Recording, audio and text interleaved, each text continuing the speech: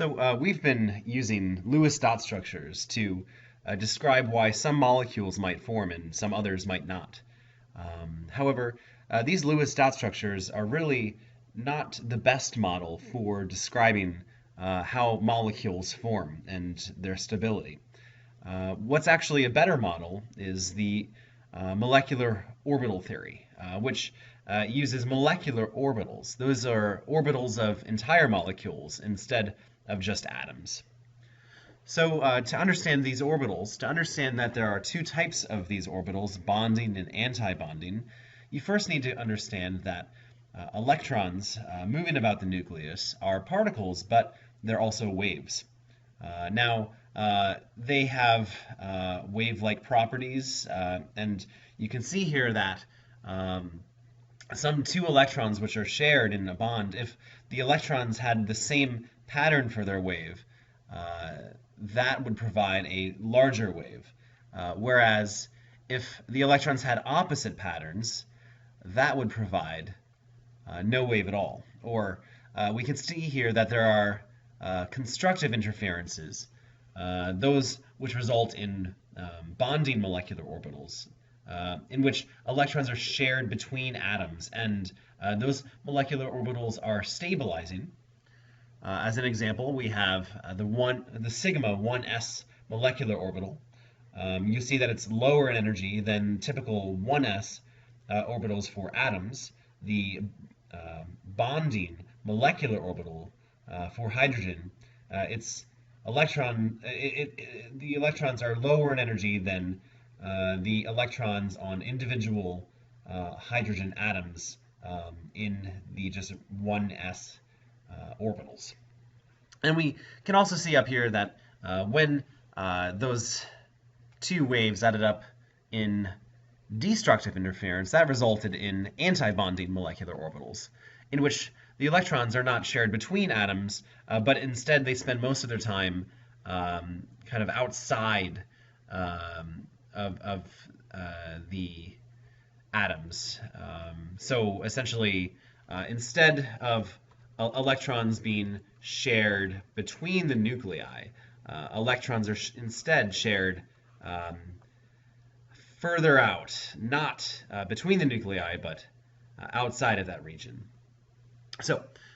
These anti-bonding molecular orbitals are destabilizing. So you can see that the sigma 1s star here, this asterisk, this anti-bonding molecular orbital is higher in energy than the bonding molecular orbital, and also higher in energy than the 1s orbitals on just hydrogen atoms. Consider the hydrogen molecule. Why does it form? Why is it stable? Now, our previous description said that hydrogen needed a noble gas configuration, that it would like to have two valence electrons, and it can achieve that by sharing electrons. But the real reason that hydrogen molecule forms is one electron is contributed from the 1s subshell from each of these hydrogen atoms, and those electrons first fill the lower energy bonding molecular orbital. So we can see that after bond formation, the electrons are now lower in energy than before. And so because they're lower in energy, a hydrogen molecule is going to be more stable than hydrogen atoms. Hence, you'll find hydrogen molecule and it will be common. However, take a look at helium atoms. They have two electrons in the 1s orbitals. Here, both of the helium atoms have a total of 4 electrons. Now, they will contribute 2 electrons to fill the bonding sigma 1s subshell, but 2 more electrons will need to actually go to the higher energy anti-bonding sigma 1s orbital. And you can see then that though some electrons going lower are going to be stabilized, some electrons which go higher are going to be destabilized compared to the previous helium atoms. And so because there's stabilization and destabilization of roughly equal magnitude, helium molecule, He2, is no more stable than its atoms, just helium. So it doesn't form a helium molecule because besides just stabilization,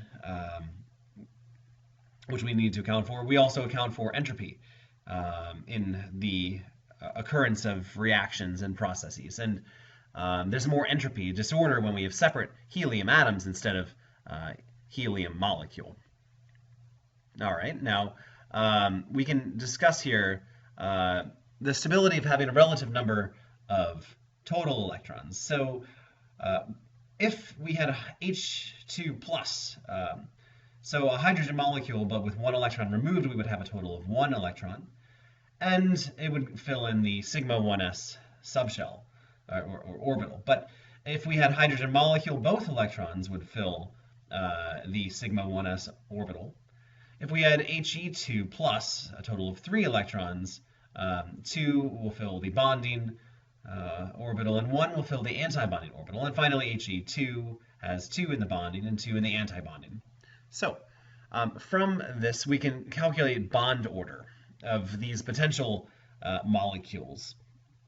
So the bond order is equal to half of the number of electrons in bonding molecular orbitals minus the number of electrons in antibonding molecular orbitals. So, for example, what is the bond order of helium ion?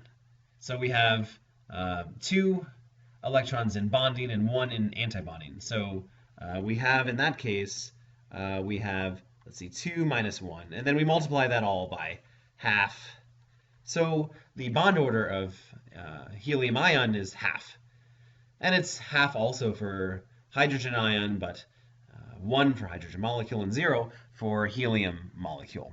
So bond order matters because having greater bond order leads to greater stability. So what is the most stable of these potential molecules? Well, it's hydrogen. It has the highest bond order, so it has greater stability than the hydrogen ion and the helium ion, which have roughly equal stability. And then those are all greater than in stability than helium molecule, which has a bond order of 0. So that has very little stability and is extremely difficult, if not impossible, to form. Thanks for watching, guys.